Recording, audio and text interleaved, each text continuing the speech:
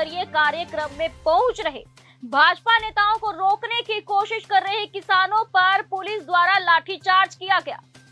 करनाल में घरोंडा के पास Bastara toll plaza पर पुलिस ने किसानों पर लाठियां भांजी, क्योंकि किसानों ने भाजपा नेताओं को रोकने की योजना बनाते हुए टोल की दो क्रॉसिंग छोड़कर बाकी की 2 को बंद कर दिया था।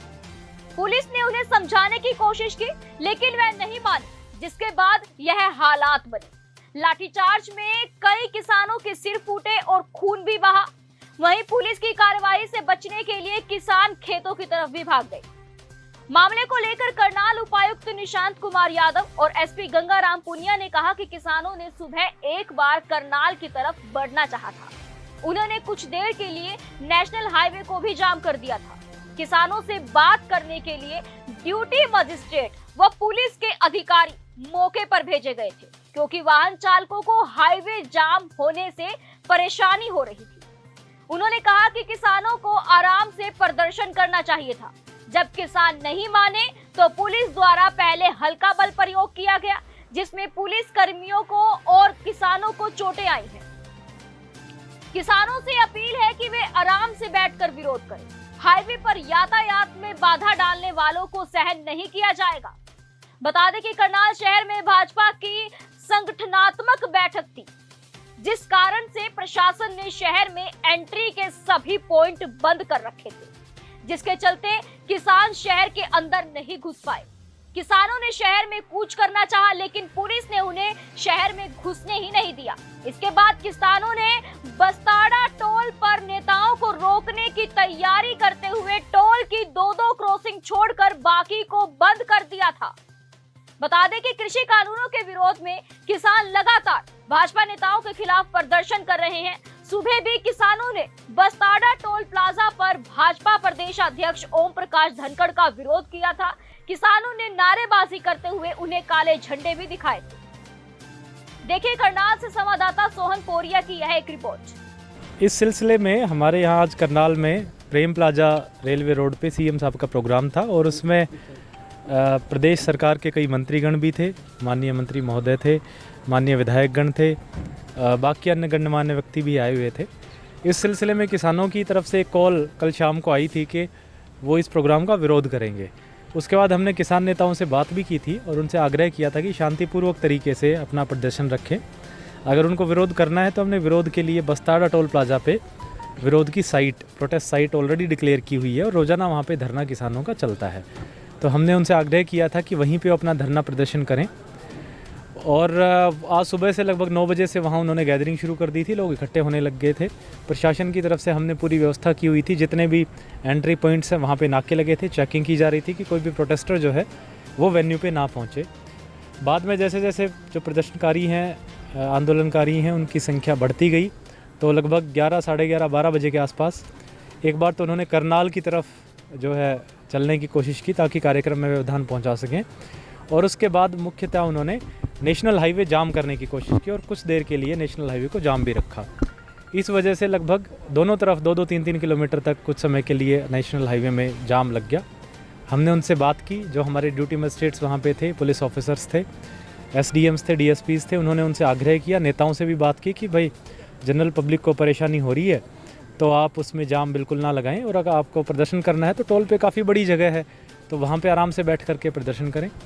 फिर भी उन्होंने उसको हाईवे को जाम रखा और ना मानने की वजह से पुलिस के द्वारा हल्का बल प्रयोग किया गया, जिसमें कुछ किसानों को चोटें आई हैं, कुछ पुलिसकर्मियों को भी चोटें आई हैं। लेकिन ये बल प्रयोग सिर्फ सिंबॉलिक था ताकि हाईवे क्लियर हो जाए और with in I think 15-20 minute में हाईवे क्लियर हो गया था। अभी भी हाईवे ठीक ठाक चल रहा है। हमारी सभी किसान भाइयों से अपील है कि वो उनको जो विरोध करने का हक है वो बिल्कुल है और हमने प्रोटेस्ट साइट भी बनाई हुई है। किसी को भी विरोध करना है तो उस साइट पे बैठ करके करे।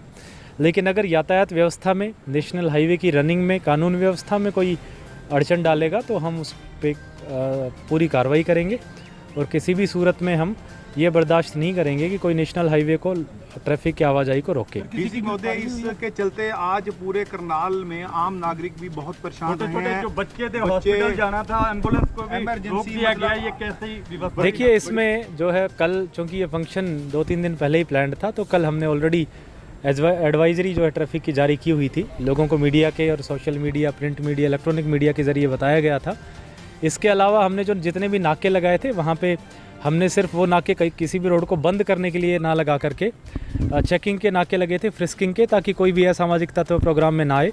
और हर एक नाके पे अल्टरनेटिव रूट्स अवेलेबल थे, तो उनको बाकायदा डायरेक्ट करके भेजा गया है कि इस रूट से ना जाके आप कृपया करके इस रूट से जाएं। डीसी साहब, ये जो व्यवस्था की गई है, डीसी साहब ये जो बैठक की व्यवस्था की गई है, ये प्रशासन की ओर से या पार्टी नहीं, जो की तौर से की गई? प्रेम प्लाजा पे जो फंक्शन है वो बीजेपी पार्टी का अपना फंक्शन है, और जो यहाँ की लॉ एंड ऑर्डर व्यवस्था है वो निश्चित रूप से प्रशासनिक व्यवस्था होने के नाते प्रशासन ने कोई उनको सुझाव नहीं दिया कि इसको शहर से बाहर भी कर सकते थे? शहर की आम जनता इतनी परेशान हो रही है। देखिए, ये आयोजन है, ये शांतिपूर्वक है और इसमें किसी भी तरीके शांतिपूर्वक है, लेकिन जनता बहुत परेशान है। जनता, आप देखो, कोई रूट प्लान लोगों को ताकि आम लोग परेशान ना हो। जारी करके कहा है कि सभी हाईवे को जाम कर दिया जाए किसानों की तरफ से, मतलब क्योंकि से देखिए, जो हमारे किसान लीडर्स हैं उनसे मेरी आग्रह रहेगा, चढ़ूनी साहब से भी, बाकी नेताओं से भी, जो हमारे ज़िले के बीकेयू ग्रुप के नेता हैं, हमने उनसे बात भी की है, उनसे आग्रह भी किया है कि आप शांतिपूर्वक तरीके से अपना धरना प्रदर्शन करें, किसी भी रास्ते को बंद ना करें। अगर रास्ते को बंद करते हैं तो फिर लोगों को परेशानी होती है आवाजाही में, और फिर उसमें मजबूरन जो है हमें कदम उठाना पड़ेगा। अगर ज़रूरत पड़ी तो फोर्स का इस्तेमाल करना पड़ेगा, लेकिन रास्तों को बंद ना करके पीसफुल प्रोटेस्ट करें, उससे हमें कोई दिक्कत नहीं। कुछ गर्भवती महिलाओं को भी रोका गया, जबकि ज़्यादा इमरजेंसी थी, पर कुछ केसेस सामने आए हैं, एक दो जगह उनको इमीडिएटली डिस्पोज ऑफ करा दिया गया था, और हर रास्ते की हमने अल्टरनेटिव व्यवस्था बनाई है।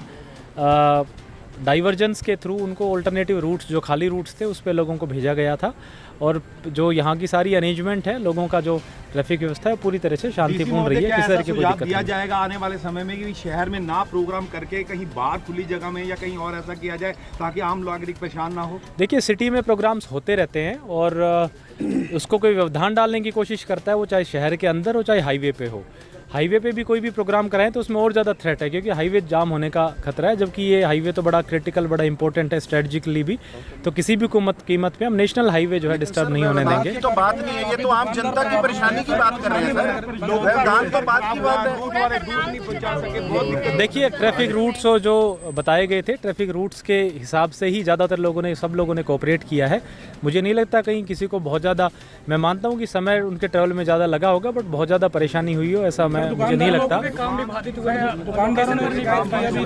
और उसके बाद, चूंकि अरेंजमेंट्स के जस्ट बाद हमने बेसिकली जो नाके हैं हमारे, फ्रिस्किंग नाके कर दिए ताकि किसी को भी आवाजाही में परेशानी ना आए। एसपी साहब, आप कानून व्यवस्था को लेकर आप थोड़ा सा बताएंगे, जो परेशानी हुई आम जनता के लिए, उसके बारे में क्या कहना चाहिए? बताए हुए थे, जबकि ऐसा कुछ नहीं है। देखिए, जैसे कि आम जनता को कैसे पता चले? कार्यक्रम को शांतिपूर्ण ढंग से संपन्न करवाने के लिए और कानून व्यवस्था बनाए रखने के लिए जो प्रशासन की और पुलिस की मुख्य जिम्मेदारी है, इसी जिम्मेदारी के तहत हमने कुछ नाके लगाए थे, और साथ में ही वैकल्पिक मार्ग भी आसपास में मौजूद थे। साथ ही हमने कुछ मार्गों पे केवल फ्रिस्किंग के हिसाब से लगाए थे, ताकि चिन्हित करके भेजा जा सके कोई ऐसे व्यक्ति तो नहीं है जो कार्यक्रम को जानबूझ करके उपद्रव फैलाना चाहते हो या कार्यक्रम में किसी प्रकार का व्यवधान पैदा करना चाहते हो।